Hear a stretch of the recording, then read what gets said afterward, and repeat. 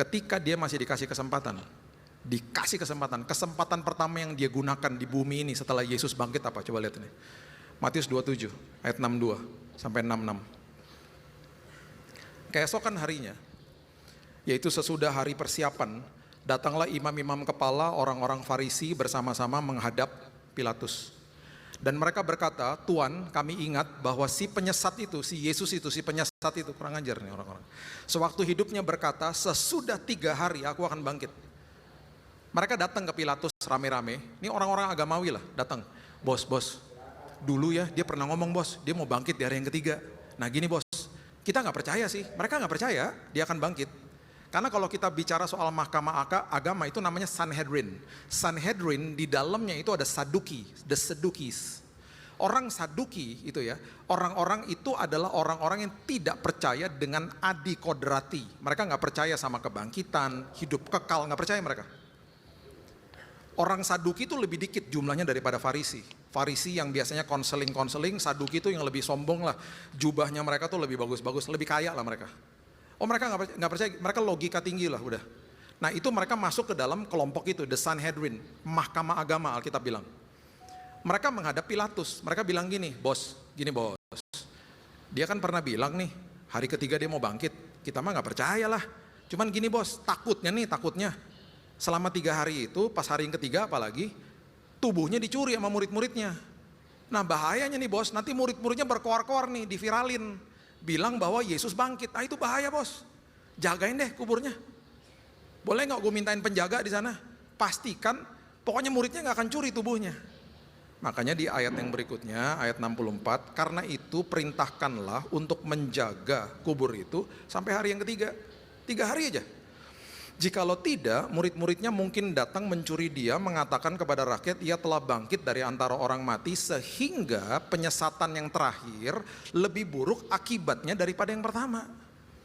Yang pertama dia udah ngebohongin kita, nih dia mau bangkit dari yang ketiga, nanti murid-muridnya buat berita hoax lagi nih, padahal tubuhnya dicuri, itu lebih parah lagi penyesatannya. Wah parah lah mereka nih.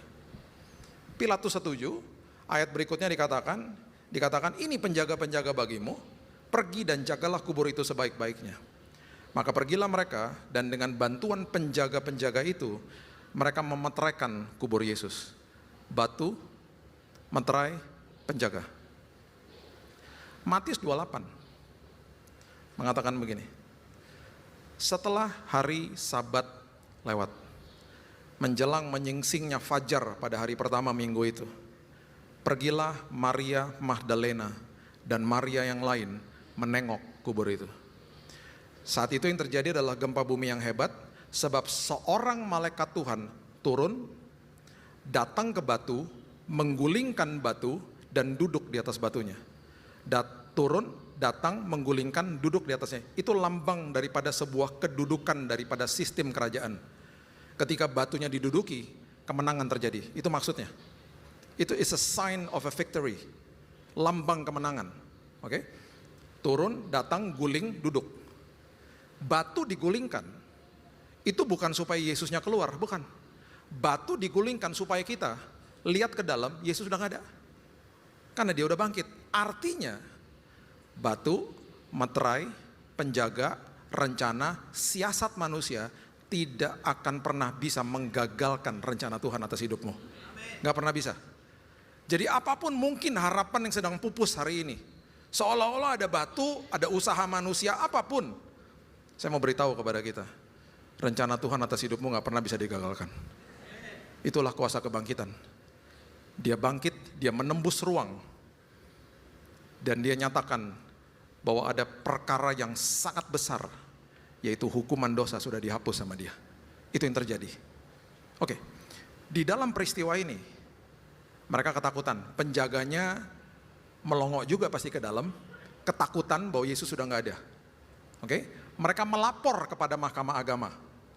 Lihat, kebohongan pertama atau dosa pertama yang dilakukan sama iblis ketika dia masih diberikan kesempatan adalah kebohongan. Sama seperti di Eden, di Firdaus.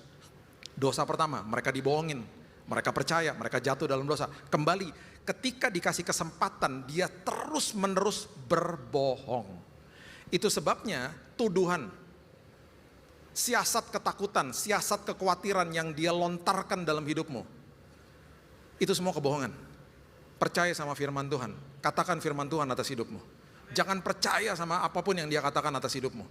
Ya, itu sebabnya meteraikan hidupmu dengan firman setiap hari.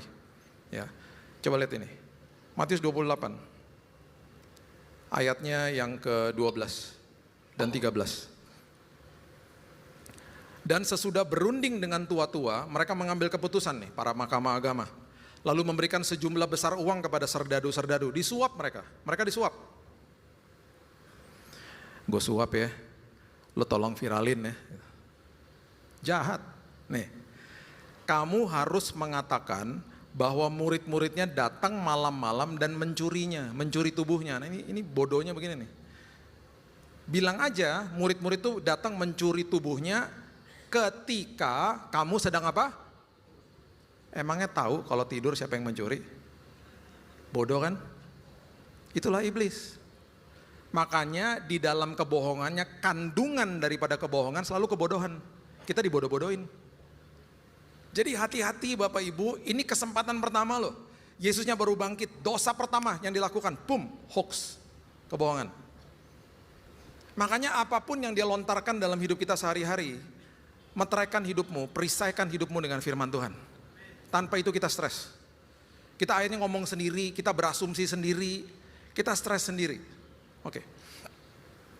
Saya cuma mau bagikan ini aja, ada 4 event lah setelah kebangkitan dia. Yesus itu suka pakai orang-orang yang tidak direken sama dunia, orang-orang yang nggak dianggap